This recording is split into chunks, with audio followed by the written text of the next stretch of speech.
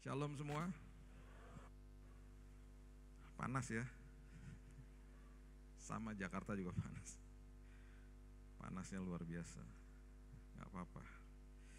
Oke, malam hari ini kita bahas sama-sama, kita buka sama-sama Mazmur pasal yang ke-23.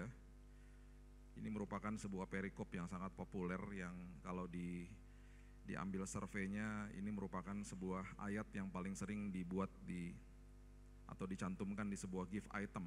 Nomor 2-nya itu Mazmur 91. Mazmur 23 bahkan menjadi ayat hafalan waktu kita sekolah minggu dulu. Saking sering hafalinnya sampai nggak ngerti artinya, cuman hafalin aja. Hari ini kita eksposisi ringan aja supaya Bapak Ibu ngerti yang ditulis sama Daud itu apa. Dan ini Mazmur Daud itu banyak sekali merupakan sebuah metafor tentang kehadiran Yesus. Dan bahkan apa yang Yesus kemudian khotbahkan banyak sekali diambil dari kitab Mazmur. Mazmur 23 ayat yang pertama mengatakan, Mazmur Daud, Tuhan adalah gembalaku, takkan kekurangan aku. Kalau Tuhan gembala berarti kita dombanya ya. Mohon maaf ya sebelumnya. Katanya nih, domba itu binatang yang paling bodoh. Bukan kata saya loh. Katanya dia paling bodoh. Bahkan kalau kita lihat di beberapa channel YouTube gitu misalnya ya, ada domba yang sudah ditolong dari sebuah lubang, dia keluar dan dia sangat happy, dia loncat, jatuh lagi ke lubang yang sama. Jadi domba itu memang ya begitulah, bodoh gitu. Itu sebabnya di luar daripada Tuhan, kita itu gak bisa ngapa-ngapain. Bahkan hikmat dunia yang kita pikir kita hebat, justru akan menjerumuskan manusia ke dalam lubang yang makin jauh.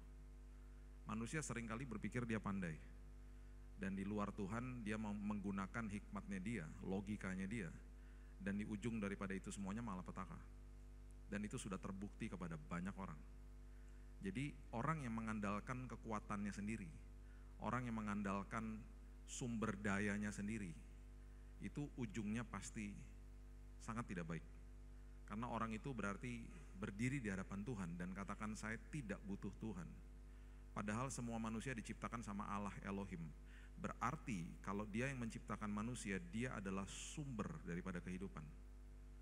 Kalau dia sumber daripada kehidupan, kok kita mau cari lagi sumber-sumber yang lain untuk membuat kita puas? Gak bisa. Makanya Mazmur Daud ini mengatakan di awal, di dalam dia kita tidak akan kekurangan, gitu loh.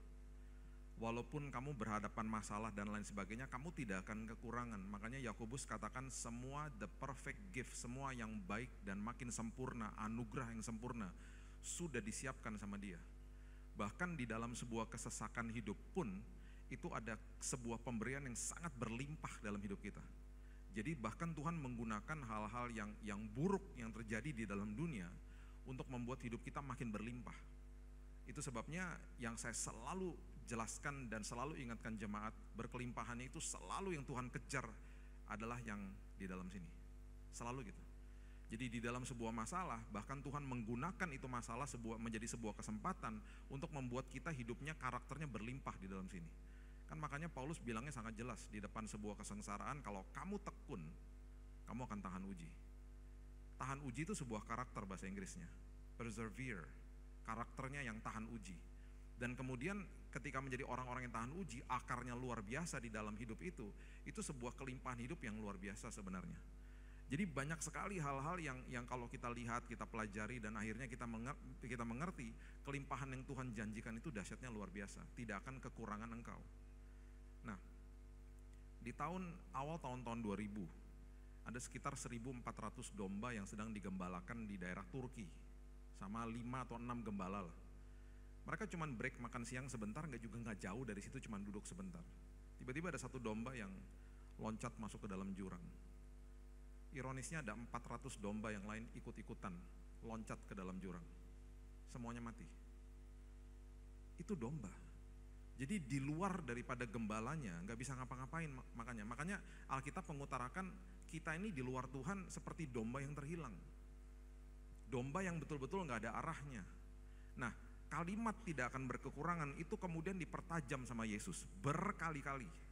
dan menjadi sebuah metafor-metafor yang luar biasa. Salah satunya yang saya suka adalah, kamu adalah ranting, aku adalah pokok anggur. Itu menjadi doa saya waktu saya sakit. Tuhan, aku kan ranting, aku kan melekat kepada pokok anggur. Kalau pokok anggurnya nggak punya kanker, aku nggak punya kanker dong berarti. Kan nutrisinya mengalir ke rantingnya. Tuhan, aku terima loh Tuhan nutrisi kesembuhan hari ini. Kan nggak akan kekurangan soalnya. Itu sebabnya hari ini kalau kita berdoa, ya makanya Tuhan selalu katakan apa? Kalau kamu berdoa, itu bukannya berarti Tuhan nggak tahu kebutuhanmu. Bahkan Alkitab mengatakan begini, aku sudah tahu apa yang kamu inginkan atau kamu butuhkan, itu yang paling tepat, butuhkan. Minta sama saya. Dengan kata lain, sebuah pernyataan iman kepada Tuhan bahwa Tuhan, saya terima dan saya deklarasi bahwa semua kebutuhan saya sudah Tuhan penuhi dan siapkan bagi saya, gitu loh. Makanya di perumpamaan-perumpamaan yang diutarakan itu menjadi perumpamaan yang sangat dalam artinya. Salah satunya yang ketika saya baca tuh saya sampai merinding, itu adalah ketika dia lagi jelasin kepada orang Farisi tentang prinsip yang namanya akses. Itu kan dahsyat. Coba lihat ya, Lukas pasal yang ke-15 ayat yang ke-12. Lukas 15 ayat 12. Kata yang bungsu kepada ayahnya, ini waktu bungsu mau pergi ya. Bungsunya mau pergi dari rumah, ini cerita tentang anak yang terhilang. Anak yang terhilang bukan satu aja loh, dua-duanya terhilang. Ya nanti satu hari kita bahas tentang dua-duanya. Karena bungsunya terhilang, yang sulung juga terhilang. Nah, waktu bungsunya mau pergi, dia mengutarakan sebuah kata yang sangat luar biasa, yang patut kita mengerti. Dia bilang begini, berikanlah kepadaku bagian harta milik kita. Harta milik kita itu adalah sebuah kesadaran bahwa si bungsu tahu bahwa selama saya tinggal sama Tuhan atau selama saya tinggal sama Bapak saya yang merupakan sumber atas segala sumber, saya punya akses kepada Bapak saya. Apa yang Bapak saya punya, kan hebat. Berikan harta milik kita, dia bilang gitu. Nah kemudian ini yang mengerikan, dia kemudian memutuskan hubungan akses kepada sebuah status kepemilikan. Ini yang mengerikan. Dia nggak mau lagi punya akses, dia nggak mau lagi melekat kepada pokok anggur, dia nggak mau lagi melekat kepada sumbernya. Dia bilang apa? Sekarang berikan harta yang menjadi milik kita. Terus kemudian dia katakan begini, yang menjadi hakku. Dia melepaskan sebuah status akses kepada kepemilikan. Saya nggak mau. Saya mau punya sendiri. Padahal manusia bukan pemilik, manusia adalah pengelola, milik daripada Bapak. Dan itu menjadi sangat bahaya. Dan kemudian akhirnya ayahnya membagi-bagikan harta kekayaan itu di antara mereka. Kita sudah tahu kisah ini. Waktu si bungsu pergi, akhirnya hartanya semuanya habis. Karena semua yang manusia rasa memiliki pasti habis. Prinsipnya gini, perhatikan ini baik-baik.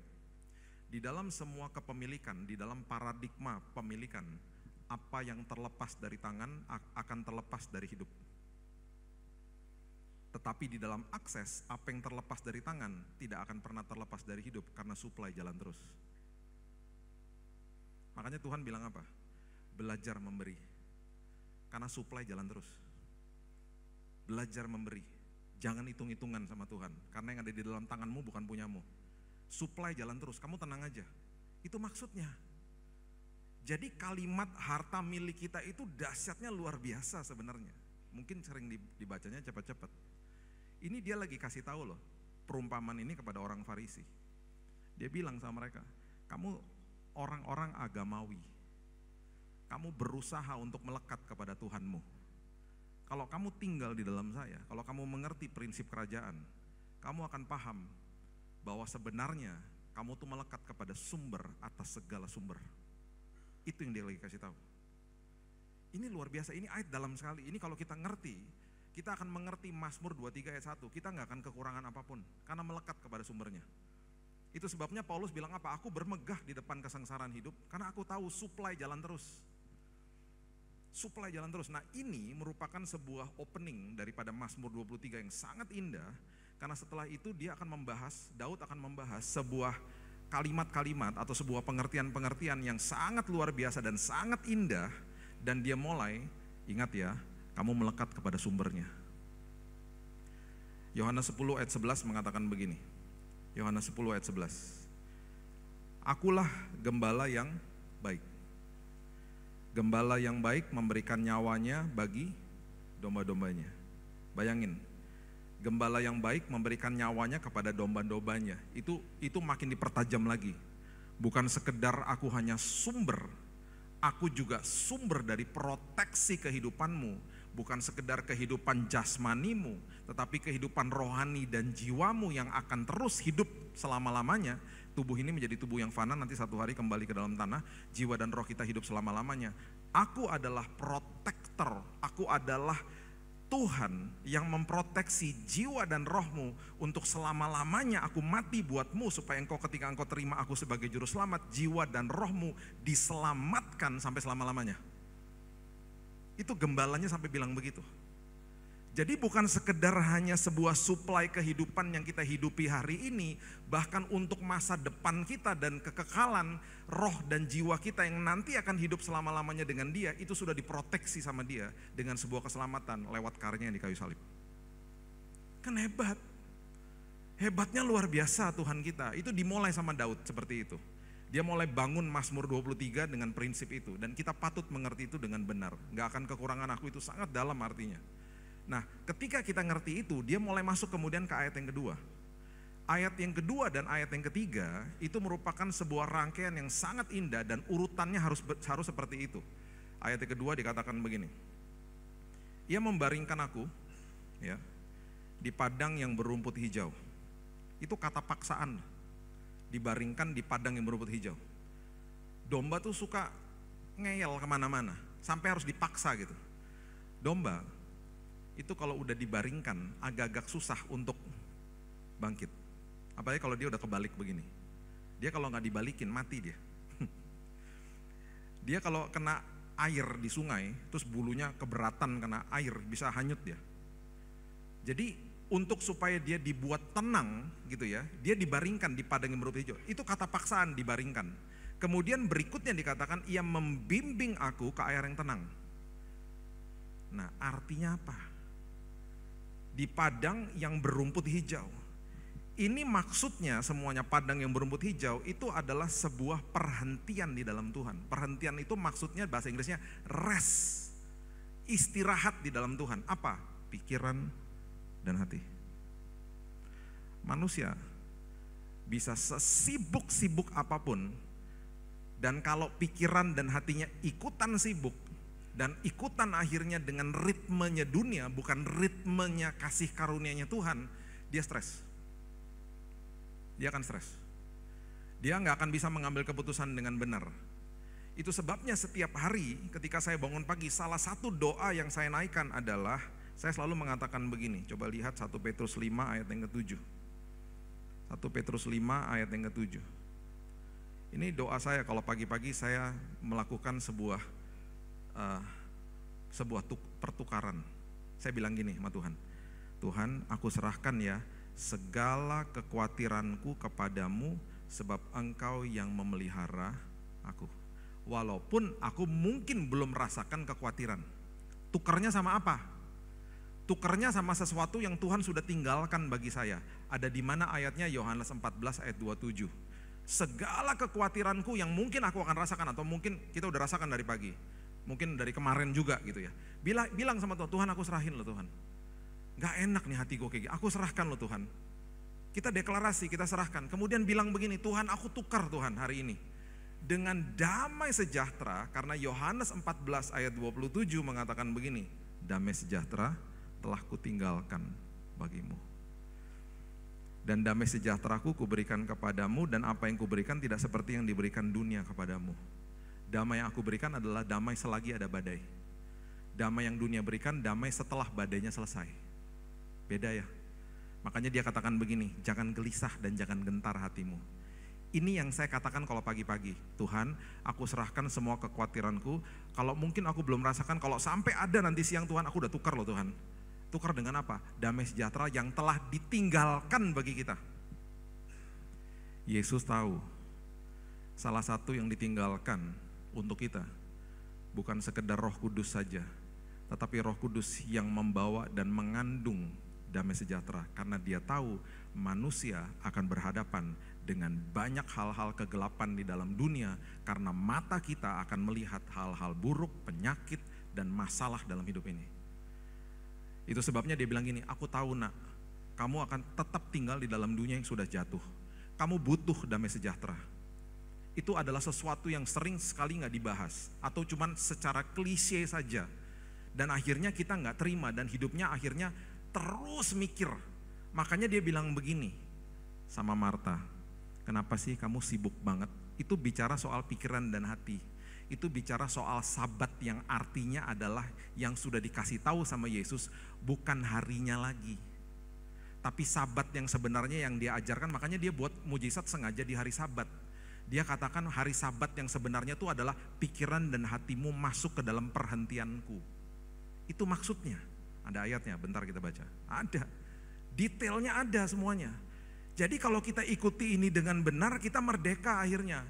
Karena Mazmur 23 itu mengandung semua petunjuk-petunjuk kehidupan hari-hari ini. Relevan luar biasa Alkitab kita kok. Gak pernah ketinggalan zaman kok. Karena ditulis sama sebuah sumber yang mengetahui dan menciptakan kehidupan ini. Makanya kalau ada orang bilang Alkitab gak bisa dijadikan patokan, ya apa yang bisa dijadikan patokan? Instagram, YouTube, mana bisa? Itu hanya satu-satunya buku manual kita. Kita hidup tuh pakai buku manual. Kita kalau beli mobil, beli apalagi, beli motor, beli HP, elektronik, kan ada buku manualnya. Buku manualnya selalu bilang apa? Kalau terjadi kerusakan, bawa ke dealer resmi, betul nggak? Kalau nggak dibawa ke dealer resmi, kita nggak tanggung loh. Kalau terjadi kerusakan lebih lagi. Kalau terjadi kerusakan di dalam sini, bawa ke dealer resmi. Salah satunya hari Kamis di tempat ini, amin. Jangan bawa ke tempat lain. Gak ada jawaban di tempat lain. Gak dijamin nanti akhirnya. Buku manualnya apa? Alkitab. Tapi seringkali buku manual gak dibaca. Kita kalau lihat, kalau kita beli HP nih, gak usah beli mobil apalagi yang pernah dibaca. HP deh, kita buka boxnya. Di paling atas apa? Bukan produknya, buku manual langsung di paling atas. Itu buku manual namanya The Manufacturer Mind Manual, itu artinya begitu. Pikiran daripada sang pabrik. Si pabrik lagi ngasih tahu sama pengguna, ini loh kalau kamu beli produknya saya, kamu tuh harus menggunakannya seperti ini. Ini ada larangan-larangannya, jangan dimasukin ke air misalnya, nanti rusak. Terus kemudian ada benefit-benefitnya juga loh, kamu ada fitur-fitur yang hebat loh, kamu bisa pakai di sini. Gitu, itu semua ada di buku manual. Yang kita lakukan apa? Kita buka boxnya, buku manualnya kita pegang, kita lempar straight, kita ambil HP-nya, hehe, HP baru. Terus kita utak-atik sendiri.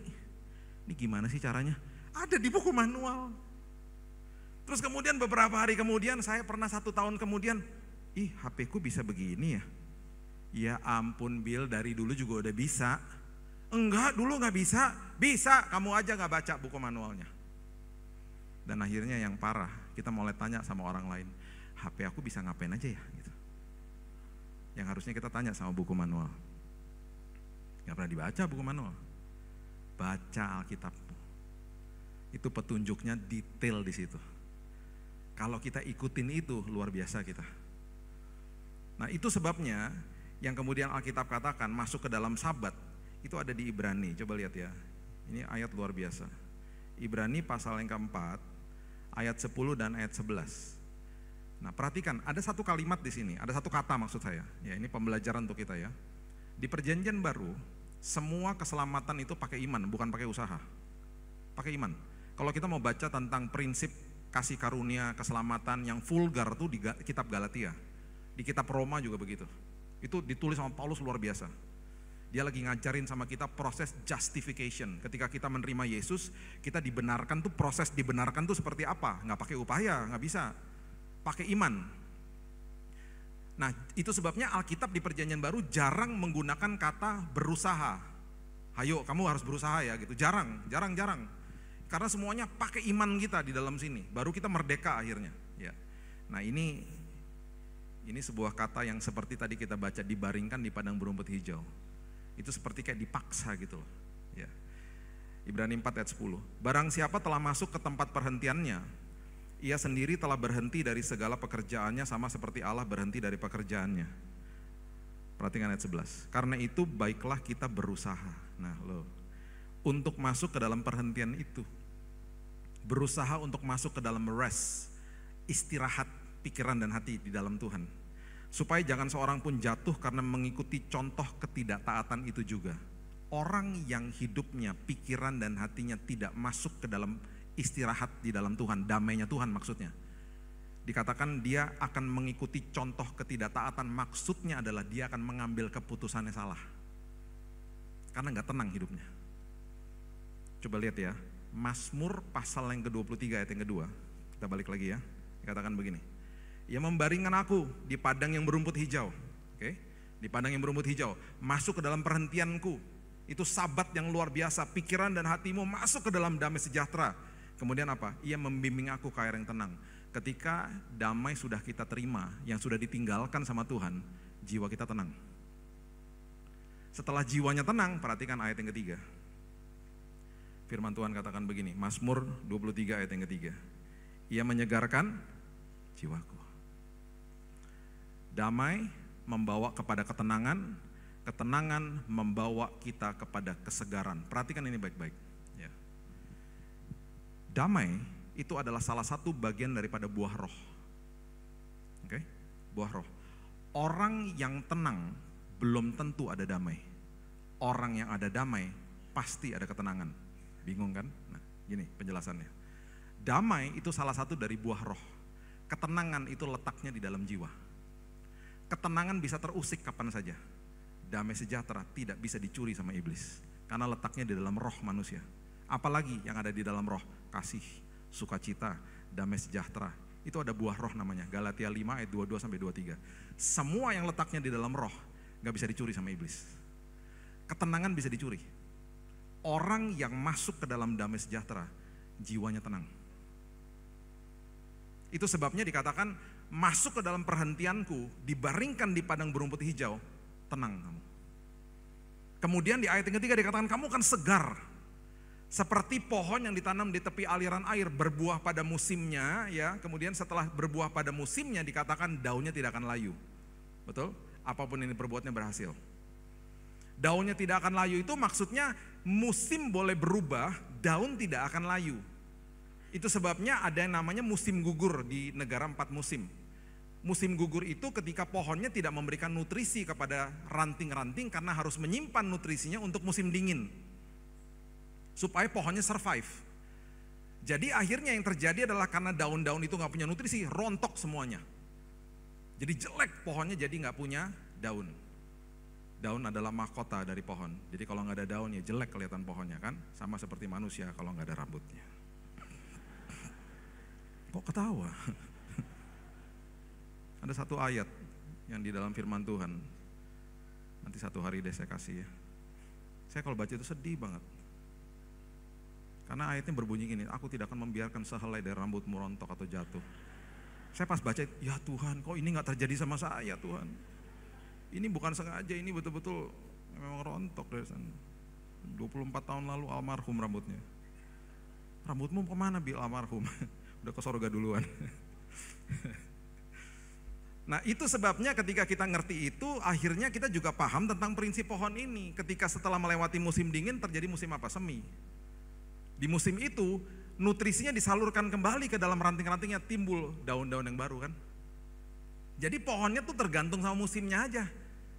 Dia harus pakai kekuatannya sendiri untuk survive. Firman Tuhan katakan begini, musim boleh berganti, daunmu tidak akan layu. Karena kekuatan kemuliaan Tuhan selalu hinggap dalam hidupmu. Di dalam semua musim dalam hidupmu. Itu sebabnya orang Kristen ketika ada masalah seringkali didatengin sama orang ini. Kok kamu beda ya? Kok kamu kayak ada damai ya? Kok kamu masih bisa tersenyum ya? Itu damai sejahtera, itu sukacita. Beda makanya. Daunnya tidak akan layu, itu maksudnya. Dan ayat yang ketiga dikatakan, ya ia menuntun aku di jalan yang benar oleh karena namanya. Urutannya jadi seperti itu. Masuk ke dalam perhentian Tuhan, dibaringkan di padang yang berumput hijau. Ya. Kemudian kita akan tenang, jiwa kita segar, mengambil keputusannya benar. Urutannya begitu. Setelah segar menuntun aku ke dalam jalan yang benar, keputusannya benar akhirnya. Ini luar biasa. Ini dalam hidup ini setiap hari yang kita butuhkan itu makanya. Makanya sesibuk apapun selalu bilang gini, Tuhan, pikiran dan hatiku masuk dalam perhentian-Mu ya Tuhan. apapun kesibukanku Tuhan, aku mau supaya pikiran dan hatiku rest in you. Ritmenya Tuhan, bukan ritmenya dunia. Tubuhnya pakai ritme dunia gak apa-apa deh, memang sibuk kok. Tapi pikiran dan hatinya selalu ditawan di dalam damainya Tuhan. Ngomong itu setiap hari. Karena rugi loh. Karena damai sejahtera telah ditinggalkan sama Tuhan. Rugi kalau gak diambil. Nah Tuhan mau kita deklarasi. Tuhan mau kita ucapkan lewat mulut kita, Tuhan udah ditinggalin loh Tuhan. Aku terima ya Tuhan. Aku ambil loh Tuhan. Aku serahkan semua kekhawatiranku loh Tuhan. Lihat. Nanti tiba-tiba ya, tanpa kita sadari. Kenapa ada hikmat Tuhan ya? Selalu gitu. Kemudian ayat 4. Ayat yang sangat-sangat populer. Dikatakan begini, sekalipun aku berjalan dalam lembah kekelaman. Ini urutannya kan luar biasa. Pertama kali dikasih tahu sama Daud, kamu gak akan kekurangan apapun, kamu melekat kepada sumbermu. Dia tidak akan pernah meninggalkanmu sedetik pun. Sumber, melekat. Kemudian kamu tenang ya, karena dia sudah memberikan kepada kamu ketenangan, damai sejahtera. Nah ketika ada masalah, kamu udah ngerti bahwa kamu berjalan bersama dengan sumber atas segala sumber. Itu sebabnya ayat 4 mengatakan sekalipun, dimulai dengan kata sekalipun, aku berjalan dalam lembah kekelaman, aku tidak takut bahaya, sebab engkau besertaku. Gadamu, itu adalah pentungannya gembala kalau ada serigala, dan tongkatmu, kalau sampai dombanya keluar jalur ditarik sama tongkatnya, itu yang menghibur aku. Itu firman Tuhan. Ditulis sama seseorang bocah, yang ketika umur 19 tahun disuruh sama bapaknya Isai pergi ke lembah Tarbantin membawa roti dan keju untuk kakak-kakaknya yang sedang bertempur melawan bangsa Filistin yang dipimpin sama Goliat. 1 Samuel 17 menceritakan kisah ini dengan sangat detail, dengan sangat luar biasa. Bangun pagi, Daud gak akan tahu bahwa hari itu dia akan berhadapan sama Goliat. Hari itu, pagi itu ketika dia bangun pagi, dia gak pernah tahu bahwa dia akan tercatat di dalam sejarah seorang bocah yang menyelamatkan sebuah bangsa. Dia gak pernah tahu. Yang dia tahu adalah dia akan kembali ke dalam padang, dia akan mengembalakan kambing dan domba bapaknya dan jumlahnya gak terlalu banyak, dan itu yang dilakukan secara setia hari lepas hari. Perhatikan ini baik-baik. Di dalam padang itu, ketika orang tidak lihat, dia mengalami Tuhan, dan dia sudah biasa merobek rahangnya singa dan beruang, dan tidak ada yang tahu. Gak ada yang tahu. Karena hidupnya bukan sekedar mengerti firman, hidupnya dikuasai sama firman. Itu Daud. Dan betul-betul itu yang dia tabur hari lepas hari. Gak ada yang tahu. Dan ketika Tuhan tahu momennya, waktunya, kairosnya Tuhan, ketika ini bocah sudah siap, hidupnya dibawa naik sama Tuhan. Dia bangun pagi. Nanti Bapak Ibu baca sendiri, saya gak punya waktu. 1 Samuel 17, dia bangun pagi, bapaknya bilang gini, sini Ut. Kenapa? Babe. Kamu jangan gembalain domba kambing hari ini, udah simpan aja dulu, biarin aja. Ini tolong bawa keju sama roti ke kakak-kakakmu di lembah Tarbantin. Di mana tuh? Google Map aja ribet amat sih. Dia bawa roti sama keju, bocah 19 tahun, ke lembah Tarbantin. Sampai di lembah itu, dia ngeliat ini. Loh, perang toh. Loh, itu bangsa Filistin. Terus dia liatin kakak-kakaknya, kakaknya marah sama dia. Ngapain kamu kesini? Saya kasih ayatnya aja ya, coba lihat nih. 1 Samuel 17, perhatikan ayat yang, coba lihat 1 Samuel 17. Ini kakak-kakaknya waktu marah sama dia, dan kemudian ini yang mereka katakan, dikatakan, coba lihat ayat yang ke 26. Ini adalah sebuah perikop yang sangat membuat saya merinding. Bapak Ibu harus mengerti ayat ini. Ya. Jadi gini, dia datang. Dia lihat semuanya ketakutan mukanya, ya kan? Karena ngadepin Goliat. Ingat ya ceritanya. Goliat bilang begini, ayo kita perang satu sama satu aja. Daripada matinya nanti makin banyak. Kalau kamu kalah sama saya, satu sama satu ya, duel ya. Kamu seluruh bangsamu nyembah saya. Kalau saya kalah saya nyembah kamu. Itu isinya. Karena dia begitu yakin dia akan menang. Ya raksasa kok. Ya kan? Daud datang kan? Semua ketakutan kan di situ kan? Semua ketakutan. Ini kalimat yang keluar dari mulutnya seorang bocah yang hidupnya dikuasai firman. Ya, ini kebenaran yang dia kasih tahu ini adalah kebenaran yang mereka semua udah tahu. Coba lihat ayat 26. Lalu berkatalah Daud kepada orang-orang yang berdiri di dekatnya, apakah yang akan dilakukan kepada orang yang mengalahkan orang Filistin itu dan yang menghindarkan cemooh dari Israel? Siapakah Filistin yang tak bersunat ini? Perhatikan ini. Sampai ia berani mencemooh barisan daripada Allah yang hidup. Oke, ini pengertiannya. Sunat itu adalah tanda penyertaan Tuhan saat itu kepada bangsa Israel. Semua musuhnya Israel itu nggak bersunat. Jadi pengertiannya gini, perhatikan ini baik-baik. Ini kulturnya mereka dan ini adalah pengalaman mereka dengan Tuhan mereka pada saat itu. Jadi kita harus mengerti kulturnya mereka. Sunat itu lambang daripada penyertaan Tuhan. Jadi waktu Daud datang, dia bilang begini, loh kita ini kan bersunat, kita ini punya penyertaan Tuhan. Dia itu gak bersunat loh guys, dia ngomong gitu. Karena dia gak bersunat, itu berarti dia gak punya kuasa atas kita. Dia gak punya Tuhan yang menyertai dia, itu maksudnya. Paham ya? Jadi dengan kata lain dia ngomong begini, loh kamu tuh kirim siapapun menghadapi dia, pasti kamu menang. Kamu mau kirim prajurit yang paling cungkring, paling kecil, menang kamu. Karena kamu bersunat. Nah, kebenaran ini apakah bangsa Israel udah tahu? Sudah tahu. Tapi karena gak dihidupi, mereka akhirnya ketakutan. Sama seperti orang Kristen yang tahu ayat tapi nggak dikuasai sama ayat itu, membutuhkan seorang temannya yang datang kepada dia bilang gini, loh kamu jangan sedih dong, kamu jangan takut dong, kan Tuhan kita lebih besar gitu loh. Apakah dia tahu ayat itu? Udah tahu. Dia ngomong gini, aku tahu sih, tapi kenapa ya waktu kalau kamu ngomong kok beda ya? Nah, pernah nggak ngalamin kayak gitu? Kenapa? Aku tahu loh itu ayat, tapi waktu kamu ngomong kok beda ya? Karena hidup orang itu dikuasai firman. Sampai-sampai waktu ketika itu terjadi, yang terjadi adalah begini. Ya. Ayat 31. Perhatikan 1 Samuel 17 ayat 31.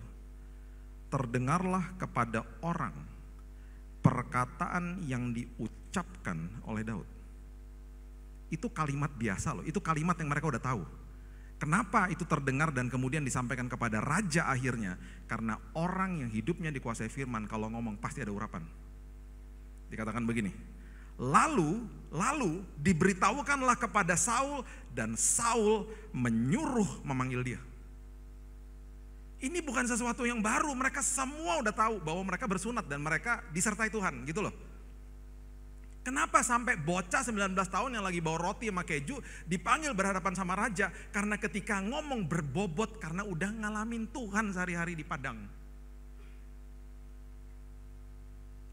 Saya gak akan baca lagi, nanti Bapak Ibu baca secara detail. Kira-kira begini nih, Saul ngomong gini, kamu kredibilitasnya apa? Siapa kamu? Saya tuh bukan siapa-siapa lah bos, saya cuma anaknya Isai kok. Loh kamu tahu itu orang siapa?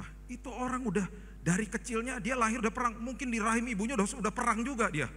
Saking jagonya kamu gak ngerti. Lihat kebesaran kuasa daripada musuhnya. Daud dengan tenangnya bilang begini, Raja, saya sudah biasa merobek rahang singa dan beruang di padang. Karena mereka adalah makhluk yang tidak bersunat. Itu sebabnya saya berani. Karena saya tahu posisi saya di dalam Tuhan. Goliat bodoh aja, bentuknya aja beda. Dia juga gak bersunat raja. Bapak Ibu, nasib sebuah bangsa diserahkan kepada bocah 19 tahun yang lagi bawa roti sama keju. Ya udah deh, kamu ngadepin dia. Dikasih baju perang dia mau gak? Keberatan raja. Loh, kamu mau bawa apa? 5 batu, umban, tas kecil buat batu sama tongkat. Diketawain, pasti diketawain sama kakak-kakaknya juga. Ngawur aja kamu. Diketawain juga sama Goliat toh. Dia gak peduli. Karena hidupnya dikuasai sama kuasa Tuhan. Dia ngerti apa yang kecil di tangannya kalau bermitra sama Tuhan jadi perkara besar. Bahkan dia yang mendekati Goliat, bukan Goliat dekatin dia. Kita sudah tahu ceritanya, mati Goliat. Itu sebabnya dia tulis ayat 4. Sekalipun aku melewati lembah kekelaman. Bahasa Inggrisnya lebih jelas. Though I walk through the valley of the shadow of death. Jadi cuman lewat. Nggak menetap di lembah kekelaman, cuman lewat. Dan karena dia udah sebut bahwa aku tidak akan kekurangan apapun, dia tahu, dia paham, walaupun melewati lembah kekelaman, dia berjalan bersama sumber atas segala sumber. Kan cuman lewat. Dan di dalam Alkitab bahasa Inggris dikatakan the valley of the shadow of death. Lembah bayang-bayang maut. Kenapa dia tulis lembah bayang-bayang maut? Karena dia tahu di dalam lembah yang segelap itu pun, kenapa ada bayangan? Karena ada cahaya di situ. Siapa cahaya itu? Tuhan hadir di situ. Berjalan bersama dia. Dan dia sebut lembah bayang-bayang maut karena dia tahu bayangan tidak akan pernah bisa melukai kita. Gak ada berita bapak-bapak mati ditabrak bayangan truk, mana ada. Karena bayangan gak bisa melukai kita. Dan kenapa disebut bayangan? Karena seringkali iblis selalu membesar-besarkan masalah. Bayangan seringkali kelihatannya lebih besar daripada aslinya. Itu sebabnya dia sebut the valley of the shadow of death. Bayang-bayang maut aja. Dan aku lewat loh, I walk through bahasa Inggrisnya. Ini semuanya udah di set narasinya sama dia. Dan kemudian ayat yang kelima, secara luar biasa, dia katakan Mazmur 23 ayat yang kelima, dikatakan, engkau menyediakan hidangan bagiku di hadapan lawanku. Engkau mengurapi kepalaku dengan minyak, pialaku penuh melimpah. Di depan lawanku, pialaku melimpah, itu ada urapan. Berarti ada hikmat Tuhan menghadapi musuh. Dan bahkan kau bisa makan di situ. Secara jasmani, secara rohani, Tuhan sediakan makanan di situ. Ingat, itu kalau dalam bahasa Inggrisnya feast, bahasa aslinya, hidangan besar. Tamunya cuman kita sama Tuhan di hadapan musuh kita. Dengan kata lain, apapun yang terjadi, lembah kekelaman apapun, malam hari kita tidur nyenyak. Dan secara jasmani kita gak akan stres. Kita bisa makan. Saya punya foto di kamar saya, ada 3 selang nancep di sini. Satunya transfusi, satunya kemo, satunya antibiotik. Istri saya fotoin, saya makan 2 ayam bakar, porsi ayam bakar sebesar-besar ini saya makan dengan lahap. Sampai istri saya bilang gini, kok kamu bisa makan sebanyak itu? Saya kutip ayat ini, ia menyediakan hidangan di depan lawanku. Dokter sampai bingung, Pak, orang yang kanker kayak Bapak gak mungkin bisa nafsu makan. Kenapa Bapak makannya sebanyak-banyak itu, Pak? Sampai salah satu dokter bilang gini, salah satu yang membantu pemulihan Bapak makannya gila banget Pak katanya setiap hari. Dari pagi sampai malam, makan karbohidrat, makan es krim sebanyak-banyaknya, gak hilangan nafsu makan. Saya bilang, Tuhan menyediakan hidangan di hadapan lawanku. Dan akhirnya ayat yang ke-6 ditutup dengan sesuatu yang luar biasa. Daud katakan begini, Mazmur 23 ayat yang ke-6, kebajikan dan kemurahan belaka akan mengikuti aku seumur hidupku. Aku akan diam dalam rumah Tuhan sepanjang masa. Mengikuti itu berarti mengejar saudara dan saya. Saya tutup dengan ini ya. Saya suka minum kopi. Siapa yang suka minum kopi? Ada? Ada ya? Oh lumayan banyak ya. Ada yang suka espresso? Oke, makin sedikit. Double espresso? Makin sedikit lagi. Triple espresso? Oh cuman saya sama bapak ini. Kita umat pilihan Pak. Saya kalau ke Starbucks itu nggak ada di menu. Mas, airnya segini ya, 10 mili, triple shot di atas. Hah? Gak salah Pak, itu kan keras banget. Justru itu yang membuka roh saya. Besok pagi saya ke airport, pagi-pagi pasti saya Starbucks, triple shot Mas. Gitu. Wah enak memulai hari dengan espresso. Jadi saya suka kopi, jadi saya tahu mesin kopi lah ya. Jadi satu hari, beberapa tahun yang lalu ya, saya ngeliat-liat mesin kopi. Aduh, bagusnya ya. Kok mahal ya gitu. Buat di rumah maksudnya. Ya udahlah, saya udah punya satu sederhana lah, ya, tapi ini mahal nih. Gini. Terus saya lihat-liatin aja terus sama istri saya. Aduh, lucu ya gitu ya. Nanti satu hari ya. Terus di satu hari istri saya tuh punya keluarga tinggal di Bandung. Jadi kami sering ke Bandung. Makanya saya mengucap syukur ada Wush ya, ada kereta cepat. Udah ada yang pernah naik kereta cepat? Ada? Belum? Oh, seru loh. 350 km per jam, HP ditaruh begini gak gerak loh. Luar biasa ya. saya kagum lah sama itu. Cuman awalnya saya sempat komplain aja dulu, sampai saya masukin di khotbah, mungkin terdengar sama mereka, mereka rubah. Karena awalnya gini, kan namanya WUS ya, masa pengumumannya gini, Bapak Ibu sebentar lagi kita akan sampai di stasiun Padalarang, WUS, WUS, WUS, yes. Kok gitu sih ngomongnya? Kayak orang ngomong gak dibayar gitu loh. Kayak orang dipaksa gitu. Terus saya pernah komen di khotbah, mungkin viral gak tahu gimana, terakhir saya udah berubah loh. Bapak Ibu, sebentar lagi kita akan sampai di stasiun Padalarang, gitu ngomongnya. Wus, wus, wus, yes, yes, saya gitu sendiri, yes, gitu dong. Keretanya bagus kok ngomongnya kayak gitu awalnya. Bagus loh, itu hebat Indonesia. Ya. Nah, jadi kita lagi di mobil nih, sebelum ada Wus ya, kita di mobil mau pergi ke, kan mertua tinggal di sana, kakaknya, kokonya dia tinggal di sana. Jadi kita mau pergi ke rumah orang tuanya. Di mobil kita cuma berdua, yang tahu saya mau mesin kopi itu cuma saya, Tuhan sama istri saya, udah gak ada yang lain yang ada yang tahu. Ngobrol-ngobrol berdua gitu, terus liatin lagi, terus istri saya mulai lihat kan tenang di mobilnya. Iya ya bagus ya gitu, udah. Terus sampai di Bandung dia bilang gini, si mami sama papi belum siap katanya. Kita ke rumah koko aja dulu, ke rumah kakak deh. Ya udah, sampai di sana kira-kira jam 10 pagi, masuk ke rumah kakaknya. Waktu masuk ke rumah kakaknya, tiba-tiba saya lihat mesin kopi yang kita lihat, yang saya pengen ada di situ. Ada di rumah kakaknya. Terakhir saya ke sana nggak ada. Jadi berarti baru beli kan. Saya gini, itu mesin kopinya. Oh iya loh, persis sama. Ih, dia punya loh gitu. Ih, terus istri saya bilang gini, aku coba buatin ya gitu. Istri saya tuh agak cepat sama panel-panel gitu. Jadi cuma lihat buku sebentar dia udah ngerti gitu. Mau kamu double espresso gitu, pencet-pencet sama dia. Jadi ya, saya bilang, wah enak banget emang. Karena itu dari beans gitu, digerind jadi fresh kopinya kan. Udah minum dengan tenang, setelah udah mau pulang, kakak ipar saya ngomong gini, Bill, suka kopinya? Suka, enak. Itu mesinnya aku beli dari 2 minggu lalu, gak pernah aku pakai loh. Aku masih minum kopi tubruk. Lah gimana sih? Istri saya bilang, kenapa gak pakai? Pusing, tombolnya banyak banget katanya. Lah gimana? Ya belajar lah. Dia males. Dia bilang gini, itu buat kamu aja, bawa pulang. Buat saya. Iya. Saya masih kan gak enak baru beli. Jangan lah. Gak apa-apa, bawa pulang aja daripada gak dipakai di sini. Kan kamu bisa pakai di sana. Kan kamu suka ada teman-teman ke rumah, udah beli, bawa pulang aja, udah. Bapak Ibu, saya ke Bandung ngomongin mesin kopi yang itu. Saya pulang bawa mesin kopi persis itu. Yang tahu cuman saya, istri saya sama Tuhan. Itu namanya kebajikan dan kemurahan mengikuti dirimu.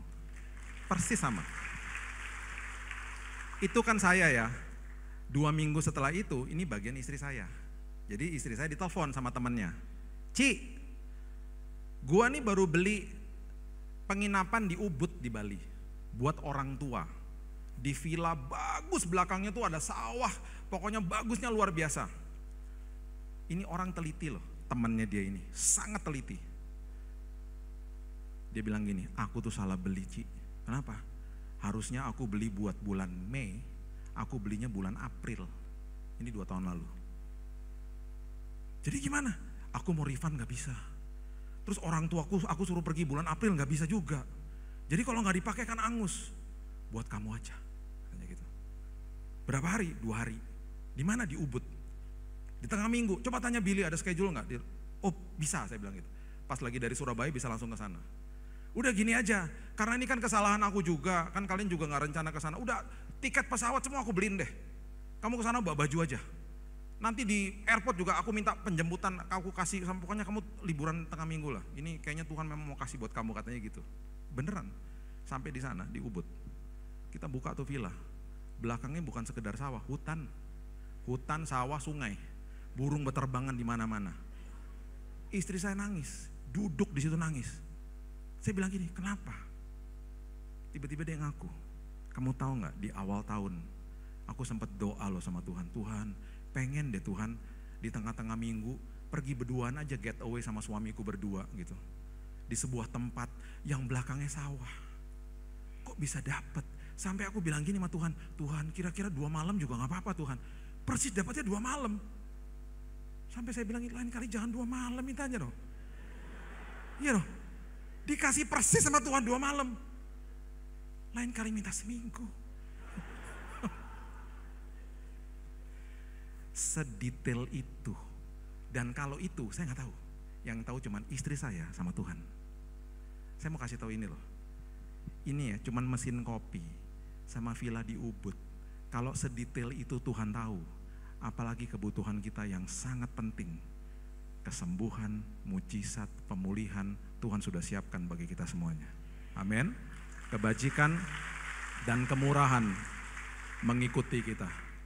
Baca ulang Mazmur 23, karena itu adalah Mazmur yang sangat indah, yang ditulis untuk saudara dan saya. Berikan tepuk tangan kita untuk Tuhan kita. Bapa yang baik, terima kasih buat malam yang indah ini. Aku serahkan hidup kami dalam tangan Tuhan. Kami percaya sebagai domba Tuhan, kami tidak akan pernah kekurangan sesuatu apapun, karena kami melekat kepada sumber atas segala sumber.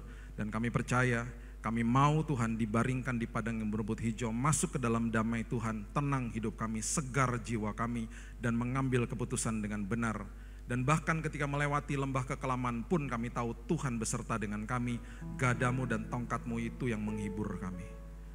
Dan bahkan di hadapan musuh kami Tuhan, Kau sediakan hidangan di hadapan kami. Kami bisa tidur nyenyak kalau malam. Kami bisa makan karena kami gak stres Tuhan. Dan terlebih lagi Tuhan, kebajikan dan kemurahan, mujizat Tuhan, pemulihan, kesembuhan yang kami butuhkan hari ini mengejar kami dan terjadi atas hidup kami. Karena kami melekat kepada sumber atas segala sumber. Terima kasih Bapa yang baik, aku serahkan hidup kami dalam tangan Tuhan. Iman kami Tuhan menyatakan pada hari ini, apapun yang kami butuhkan kami sudah terima dari Tuhan. Karena kami melekat kepada gembala yang baik, gembala yang menyerahkan nyawanya untuk kami. Terima kasih ya Tuhan. Hanya di dalam nama Tuhan Yesus kami sudah berdoa dan mengucap syukur. Kita sama-sama katakan amin. Tuhan berkati.